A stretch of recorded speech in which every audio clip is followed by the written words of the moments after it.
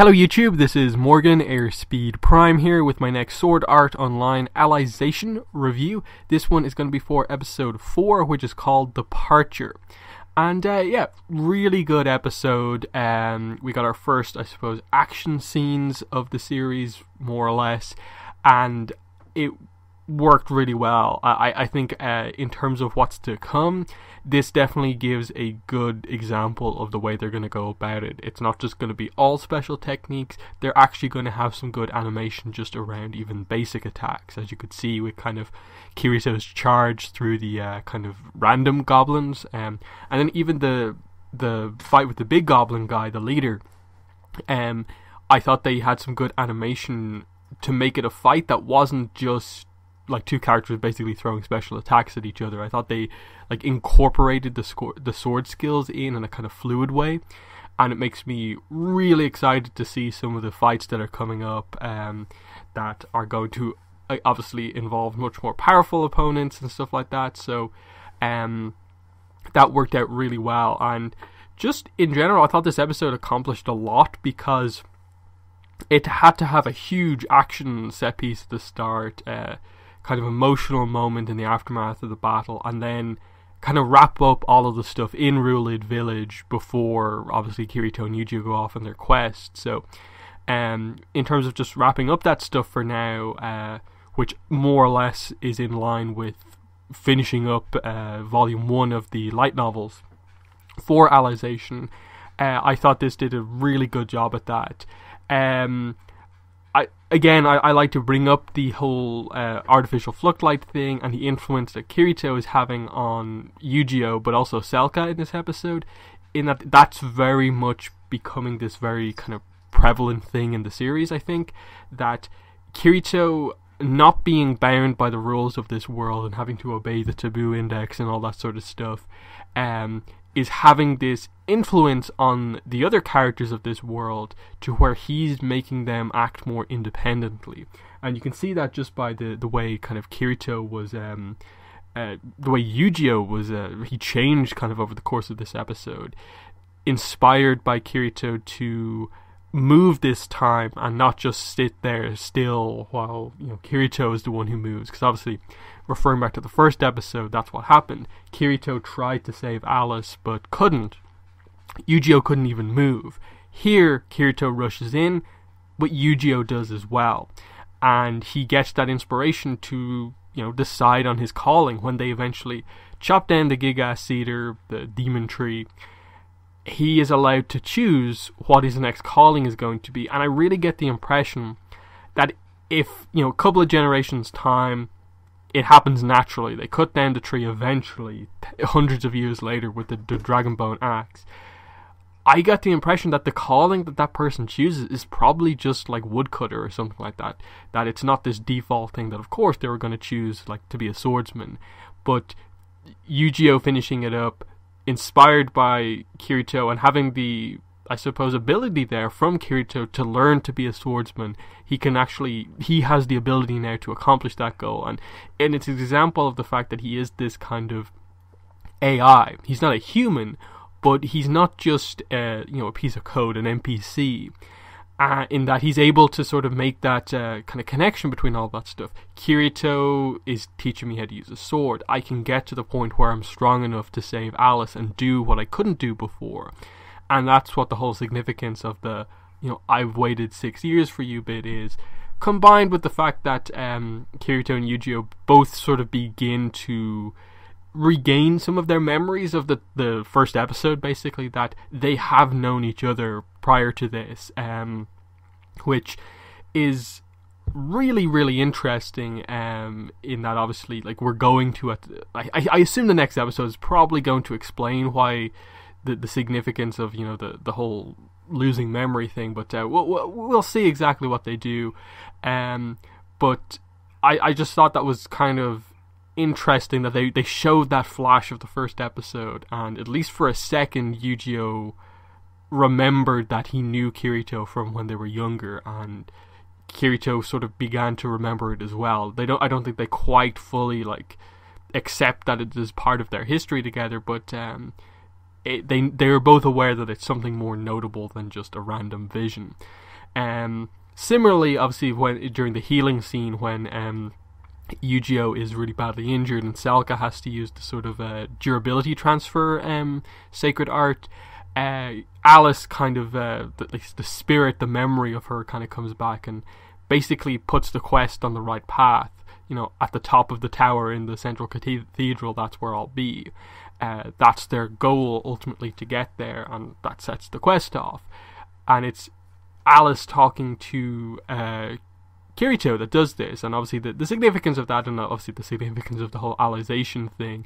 Again, I think next episode is probably going to explain the whole significance of the name Alice, but because Alice is kind of, I suppose, our first example of one of these artificial floodlights kind of breaking the rules and that being very significant, but we'll get there. Beyond that, they skipped over like a couple of little bits from the light novel that I remember.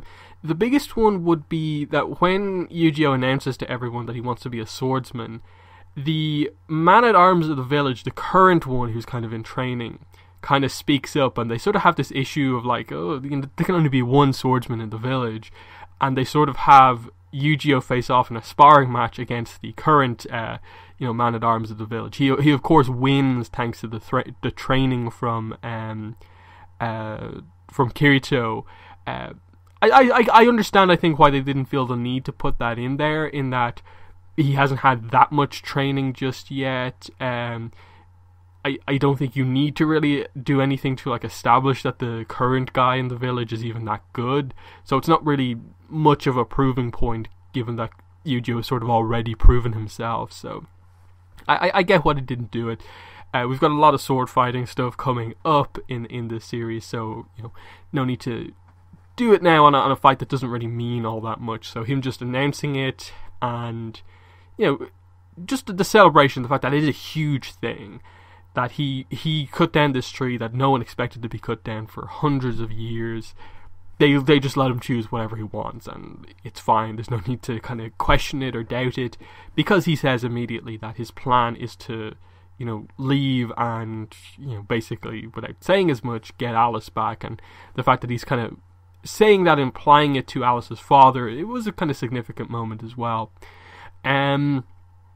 Other than that, Selka, I like that they kind of continued the little arc for her of her feeling that, like, obviously she's sort of just the replacement for Alice. She's just this kind of weaker version of her sister, and that's all she is. And how you saw her this time doing something to just try and be like closer to her sister, not to like imitate her sister or do anything like that, but to try and get as far as she could to sort of prove that like she was different than Alice, even if that meant that like, oh, Alice could go further than me, that means I'm not her. And Kirito just basically giving her the pep talk of, you are you, you'll find your talent in time, look at what you did, you saved Yu-Gi-Oh, that just giving her that confidence that she is her own person. And especially that later on, the scene with Selka and Yu-Gi-Oh, the kind of the two of them kind of talking for the first time in a long time, and I suppose Selka just having this like faith in Yu-Gi-Oh that he will get Alice back, and in a way that's all Selka actually wanted in terms of her relationship with Yu-Gi-Oh, was just for him to talk to her again, and him being this confident, thanks to Kirito. Again, like the influence that he's having on the two of them, allowing them to have this sort of character growth that they probably wouldn't have had without Kirito being there. Him not being an artificial floodlight is really having an influence on the artificial ones. And again, the next episode being called Ocean Turtle, without spoiling anything, this means we are getting back into the story outside of Underworld. I won't spoil it beyond that, but that we're finally, I think, in the next episode, going to get answers about what's happening in the real world. I don't know how much they're going to go, because obviously the light novels kind of put in little bits and pieces of this kind of this section of the story at different points. They're choosing to kind of reveal it in a slightly different way, but I think it's a nice natural break point. Kirito and Yu-Gi-Oh have just started their journey. It's going to be a long journey to get to where they need to be. now is a nice break point of like they've literally just headed off. We don't know exactly where they're going just next. This is a good point to have just a break and catch us up with some of the details that we don't know about. What's happening with Asuna, what's actually happening with Kirito's body, what is the ocean turtle, Wrath, the company, artificial floodlights, explaining more about what exactly this game is. Why is there this kind of game that is basically completely populated by artificial floodlights, and to the point where there is a history in this world that is like 600 or something like that years old. What's going on here? So that's going to be exciting to see in the next episode. As for this one, in the fights we learned that, of course, it's a bit different than the other games in that there's no sort of like pain kind of limiter type thing that some of the other games have. That if you get hurt here, it basically is the pain of experiencing that blow in real life. And I thought they got that across really well, where a notable, but I wouldn't say like terrible injury that like Kirito suffers, the slash on the shoulder, he's down because he's not used to feeling that level of pain in a VR game when he's hit even that hard. The fact that it is blood specifically that is shown makes it a lot more realistic, a lot more kind of gory. Just that was made really clear by that. The fact that Yu-Gi-Oh gets like cut open, his stomach gets cut open basically, and the amount of blood, it's crazy, it's intense. It means that I think a lot of the fights here are going to have so much more intensity, even in the virtual world, because everything's going to feel that much more real. We've already got established that the graphics of this game feel basically identical to the real world. Now we know that the pain is there. All they have to do is, I suppose, reveal what the stakes are for like dying in this real world. But we'll I suppose get that explained to us as we go on. I suppose the significant thing here would be like, is there any stakes to Kirito dying in the virtual world? They have to, I suppose, explain to us what his physical health is first. But still interesting. And then, yeah, with regards to the rest of the fight, the fact that like he cuts off the leader's arm, and again, you could see here the idea of like he's using a very basic sword against this kind of more heavily armored, basically boss character. And so, even though Kirito is clearly more skilled, that's why he's able to sort of deal so many blows to this character. The fact that he's wearing armor, he has a much better sword. I suppose in terms of levels, he's probably a higher level, character. There were a lot of these things in the way, in that I think if Kirito is using the Blue Rose Sword, if he had the ability to use the Blue Rose Sword in that battle, I think it probably would have been over in a couple of slashes, and it wouldn't even got that far. But that was the whole level up situation of Kirito and Yu-Gi-Oh being involved in this battle, get their object authority level up above the Blue Rose Sword, so they can use that sword properly and take down the tree. And again, even those scenes were really kind of cool to see, of just the amount of damage they were doing to the tree previously. They know the Blue Rose Sword is going to be significant, but then Kirito just does a horizontal, I think it is, the sword skill he uses, and it just immediately chips off like 4,000 or something like that from the tree. It's insane, and you can tell a bit of time passes. It's still going to take a while, even with a really powerful sword, but it's much, much more significant. Like he trains Yu-Gi-Oh to deliver blows just as powerful as he can, and then of course Yu-Gi-Oh is the one to deal the final blow and cut the tree down.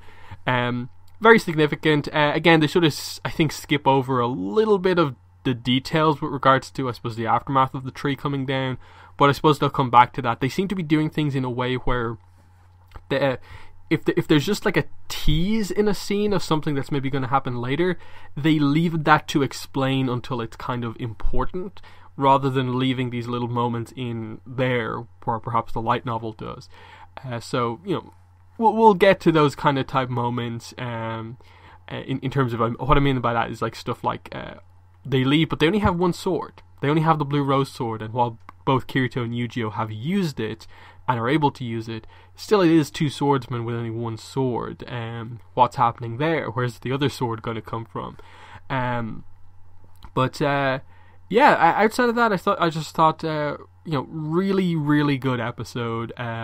Taking their time, basically giving basically the equivalent of 5 episodes towards this opening section of the story. Now we're going to see where their quest, takes them. They're heading, of course, for the big city. But of course, stuff is going to happen before then. They're going to have to, I suppose, train more.